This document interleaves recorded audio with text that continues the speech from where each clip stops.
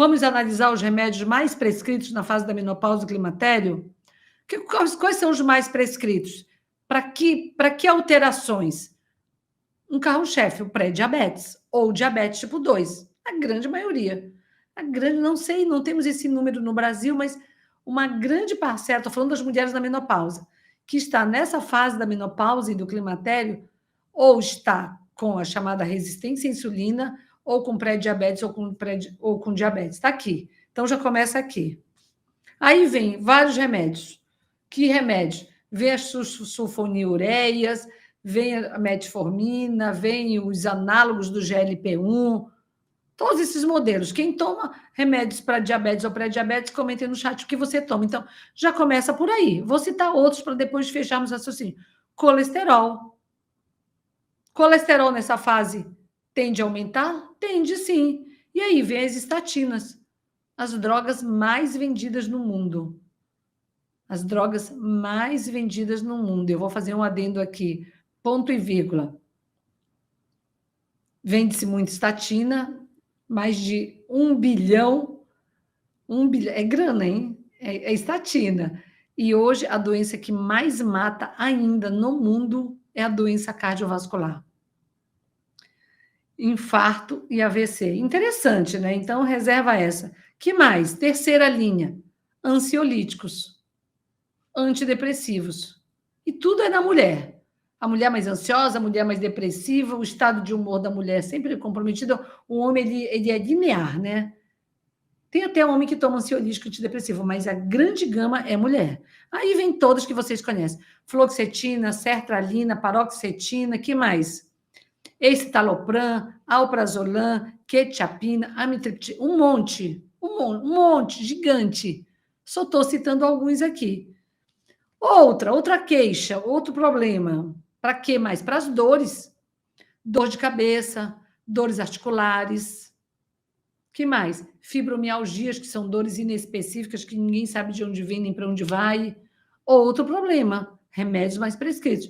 Outro, para insônia. Você passa a não dormir mais, e o que vem?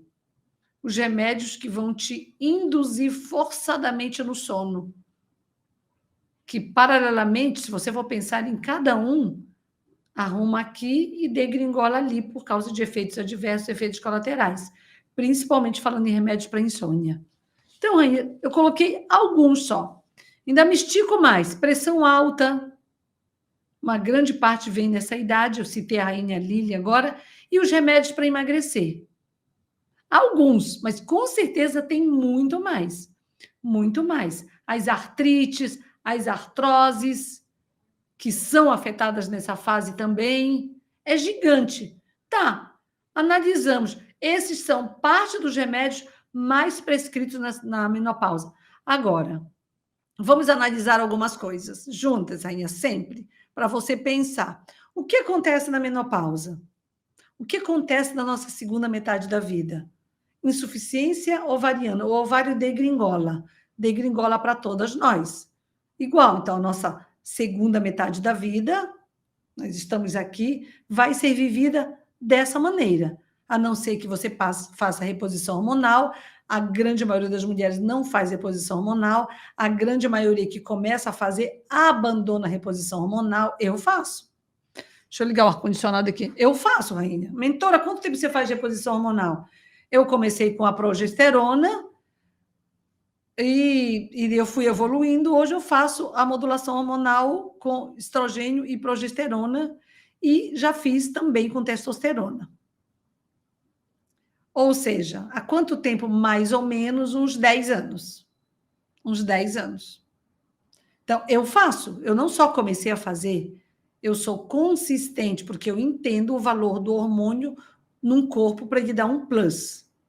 O que acontece com a insuficiência, com a falência ovariana na menopausa? Você tem hormônios que desequilibram, consequentemente, aí eu vou para a primeira manifestação. Consequentemente, a resistência à insulina do diabetes, que evolui para o pré-diabetes, que evolui para o diabetes, se exacerba. Ponto 1, vem daí.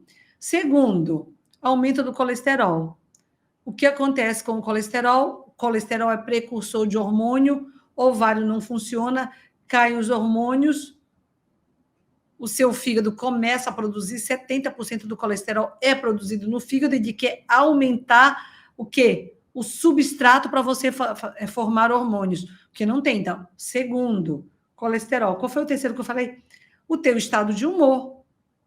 Queda de hormônio interfere na produção dos chamados neurotransmissores no teu cérebro relacionados ao estado de humor? Sim. Então, estou ticando. Hormônio, ele tem um efeito analgésico? Tem um efeito analgésico, sim. Dores no corpo, mas não é só daí, que eu vou linkar com outro tema para você. Insônia, hormônio é importante para dormir? Sim, hormônio é importante para dormir. A falta de estrogênio te leva a sono entrecortado. Que mais? Pressão alta. Estrogênio, hormônio, é importante para vasodilatação arterial? Sim, então teu vaso fica mais duro, mais resistente. Você percebeu que até então, e vamos para o metabolismo. Os hormônios como um todo, aí vão além do estrogênio, estão envolvidos no processo metabólico e com isso, consequentemente, você aumenta de peso e cria a barriga da menopausa, mudando a tua forma corporal, porque a distribuição nessa fase é anárquica, sim.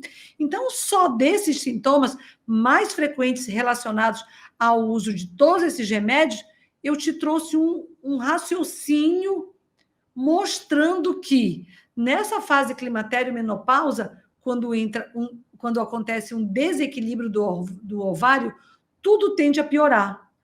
Mentora, e aí? Aí eu tenho que, primeiro, você tem que entender o que te leva a.